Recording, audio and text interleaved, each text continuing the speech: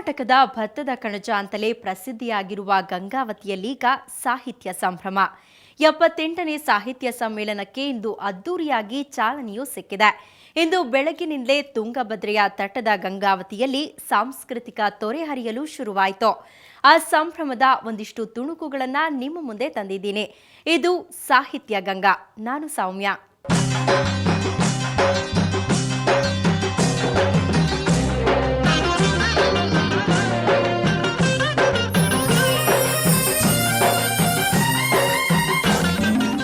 ಮೂರು ದಿನಗಳ ಅಕ್ಷರ ಜಾತ್ರೆಗೆ ಇಡೀ ಗಂಗಾವತಿ ಕಳೆದೊಂದು ವಾರದಿಂದ ಸಂಭ್ರಮದಿಂದ ಸಿದ್ಧವಾಗಿತ್ತು.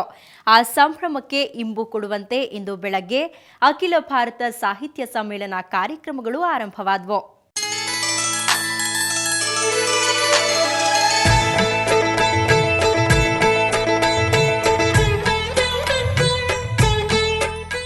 ಅನ್ನದಾತರ ಊರಲ್ಲಿ ಅಕ್ಷರ ಜಾತ್ರೆ ಅಂದಾಗ ಉತ್ತರ ಕರ್ನಾಟಕದ ಮಂದಿಗೆ ಸಂಭ್ರಮವೋ ಸಂಭ್ರಮ.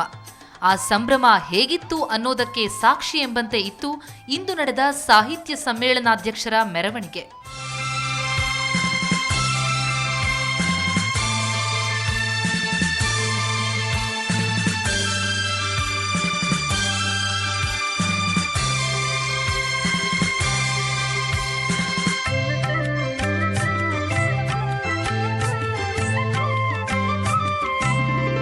ಮುಂಜಾನೆ ಕನ್ನಡ ಸಾಹಿತ್ಯ ಪರಿಷತ್ ಅಧ್ಯಕ್ಷ ನಲ್ಲೂರು ಪ್ರಸಾದ್ ಮತ್ತು ಕೊಪ್ಪಳ ಜಿಲ್ಲಾ ಉಸ್ತುವಾರಿ ಸಚಿವ ಲಕ್ಷ್ಮಣ ಸವದಿ ನೇತೃತ್ವದಲ್ಲಿ ಧ್ವಜಾರೋಹಣ ನಡೆಯಿತು.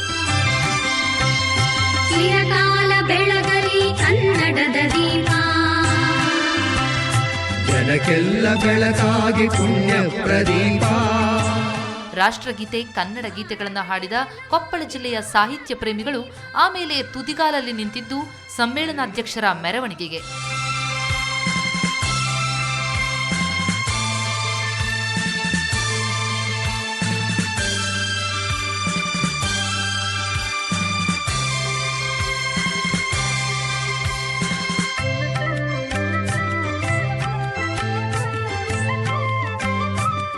ಎಪ್ಪತ್ತೆರಡು ವರ್ಷದ ಸಿಪಿಕೆ ಅವರನ್ನ ಹೊತ್ತ ಜೋಡು ಕುದುರೆಗಳು, ಬೆಳ್ಳಿ ನವಿಲುಗಳಿಂದ ಅಲಂಕೃತವಾದ ಸಾರೋಟು ಗಂಗಾವತಿಯ ಪ್ರಮುಖ ಬೀದಿಗಳಲ್ಲಿ ಮೆರವಣಿಗೆ ಹೊರಡಿತು.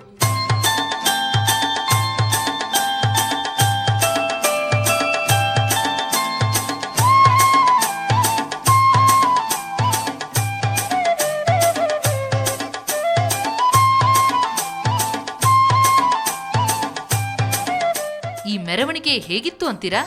ಕನ್ನಡದ ಕಲೆ, ಸಂಸ್ಕೃತಿಯನ್ನ ಬಿಂಬಿಸುವ ಜೊತೆಗೆ ಸಾಹಿತ್ಯ ಸಮ್ಮೇಳನದ ಸಡಗರ ಸಂಭ್ರಮಕ್ಕೆ ಚಾಲನೆ ಕೊಡುವಂತಿತ್ತು ಈ ಮೆರವಣಿಗೆ.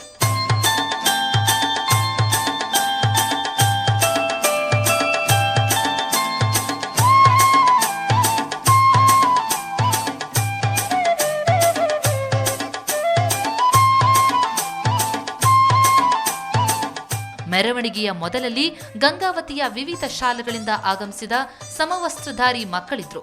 ಇವರನ್ನ ಹಿಂಬಾಲಿಸುತ್ತಾ ಬಂದವರು ಹಗಲು ವೇಷಧಾರಿಗಳು.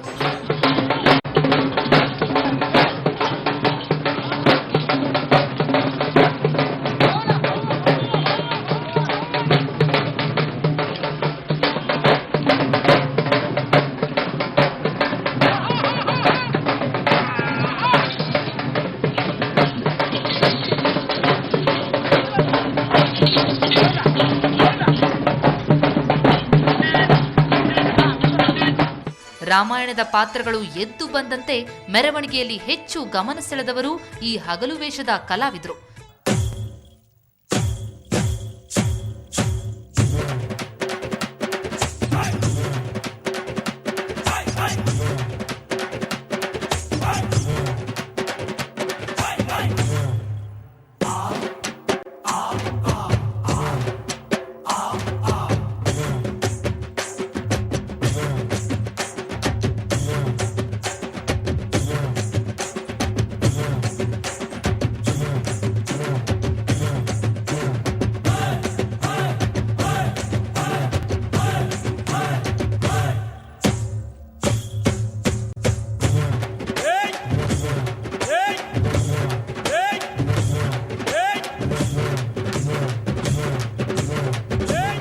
ರಾಮ, ಲಕ್ಷ್ಮಣ, ಶೂರ್ಪನಖಿ, ಹನುಮಂತನ ಪಾತ್ರಧಾರಿಗಳು ಕುಣಿದು ಅಭಿನಯಿಸಿ ಮೆರವಣಿಗೆಯ ರಂಗು ಹೆಚ್ಚಿಸುತ್ತಿದ್ರು.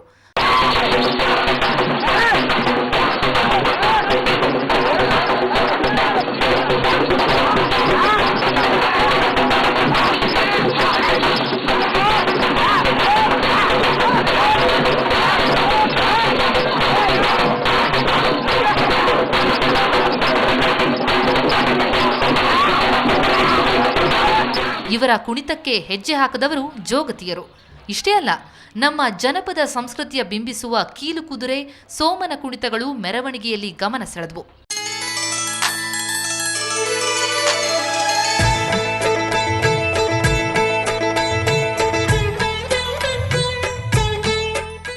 ಗಂಗಾವತಿಯ ಸಾಹಿತ್ಯ ಸಮ್ಮೇಳನಕ್ಕೆ ಅದ್ಭುತವಾದ ಆರಂಭವೇ ಸಿಕ್ಕಿದೆ ಅನ್ನಿಸ್ತಾ? ಈ ಮೆರವಣಿಗೆಯಲ್ಲಿ ಇನ್ನಷ್ಟು ವಿಶೇಷತೆಗಳಿವೆ, ಅದನ್ನ ನೋಡೋಣ ಈ ವಿರಾಮದ ಬಳಿಕ.